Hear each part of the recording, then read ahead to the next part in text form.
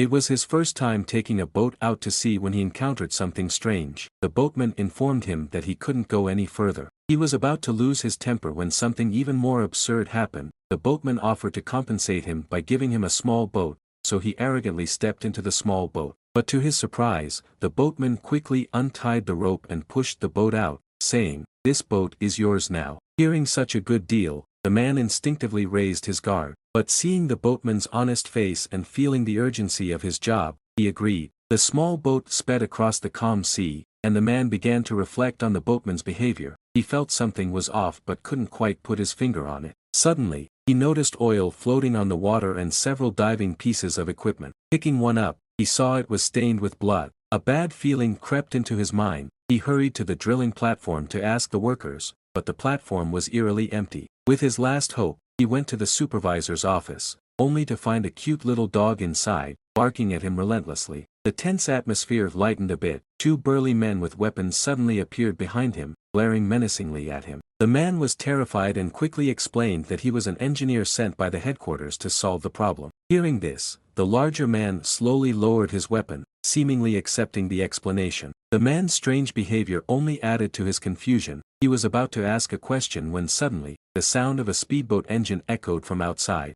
hitting iron rods with a metal stick, showing signs of urgency. It was as if something bad was about to happen. The man followed closely, his confusion growing. But the large man didn't explain. The small boat arrived. To his shock, the passengers on the boat were his family. He quickly helped his wife and child on board, about to ask why they came. When his daughter accidentally fell into the sea, the couple hurriedly pulled their daughter back on board, and as they comforted the frightened girl, the man gently cupped her cheeks, reassuring her constantly. After settling his daughter, the man angrily turned to the large man, who merely handed him a pair of binoculars. He told them to see for themselves. As soon as the woman looked through the binoculars, her face turned pale with fear. A massive shark, with a dorsal fin at least 2 meters high, sliced through the water and suddenly leapt into the air, biting the small boat into pieces. The shark crashed back into the water, sending waves several meters high. The couple stood there, frozen in shock, unable to believe such a terrifying creature existed. Finally,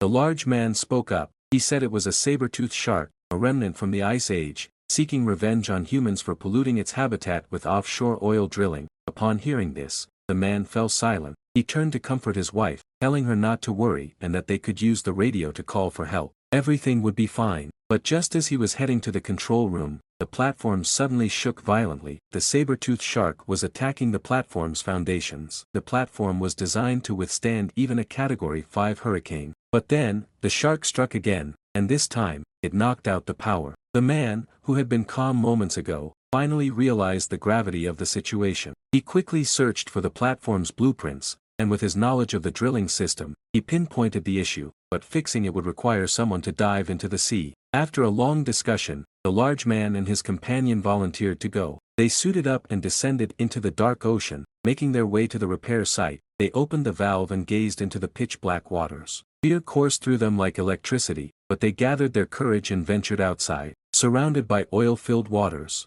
it was nearly impossible to navigate, but with the man's guidance from the surface, they managed to find the target within 10 minutes. Their skill allowed them to fix the problem quickly. The large man was drawn to a strange glow. Unable to resist, he swam closer and was instantly terrified by what he saw. Meanwhile, the man on the surface shot to his feet. It was a bomb, capable of blowing up the entire drilling rig. A 20-meter-long saber-tooth shark appeared. The large man's mind went blank, but the shark didn't attack him. Instead, it swam towards his companion. Seeing this, his companion quickly swam back to the diving chamber, narrowly avoiding the shark. But he didn't relax. Gripping the handrail tightly, his eyes filled with fear, as if the shark might burst through the hatch at any moment. Suddenly, the shark surged from the depths, clamping its jaws around the diving chamber. It slammed into the water, and the immense force strained the chain to its limit. The pressure inside the chamber spiked. The large man resurfaced, narrowly escaping with his life. His companion, however, wasn't so lucky. Watching his comrade die before his eyes, but what angered him more were the oil tycoons, who planned to bury the scandal by taking lives with them. The bomb under the sea was still a ticking time bomb. Luckily, a boatman received the signal, but moments later, the radio broke, and his already low spirits plummeted. He couldn't imagine the terror they'd face when the bomb went off. Just as he was losing hope, the man approached him, saying he had a way to deal with the saber-tooth shark. But the only condition was that the large man had to ensure his family's safety. The large man argued that it was impossible to kill the shark, but the man told him not to worry about that, just follow the plan and leave, he said. The large man knew it sounded absurd but had no choice but to agree. The man then looked at his children, calling them over and gazing at them lovingly. But just as their conversation ended, he secretly prepared his diving gear and slipped away. However, his wife caught him. She immediately understood that things were not as simple as they seemed. Just as she tried to stop him, the man embraced her, telling her not to worry and that even if his plan failed, he had a backup. Reluctantly, she let go, and the man donned his gear and, under her watchful gaze, dove into the sea. As the man descended into the deep, the large man and the others wasted no time packing up their belongings and boarding the only lifeboat, ready to leave. Meanwhile, the man reached his destination and used pliers to head to the second target, only to be spotted by the saber-tooth shark. In a life-or-death moment, the man didn't hesitate, frantically swimming upwards while the shark accelerated towards him. At the last second, the man slipped into a small cage, avoiding the shark's attack. Though he narrowly escaped with his life, his oxygen was nearly depleted. But he didn't choose to return to shore. Instead, he contacted his wife via the radio, and at that moment, she finally understood. There was no backup plan. The only way for her and their daughter to safely return to shore was if the shark was completely dealt with. The man ended the conversation, his eyes filled with determination, as he left the safety of the cage and slowly descended into the sea, ready to face death alone.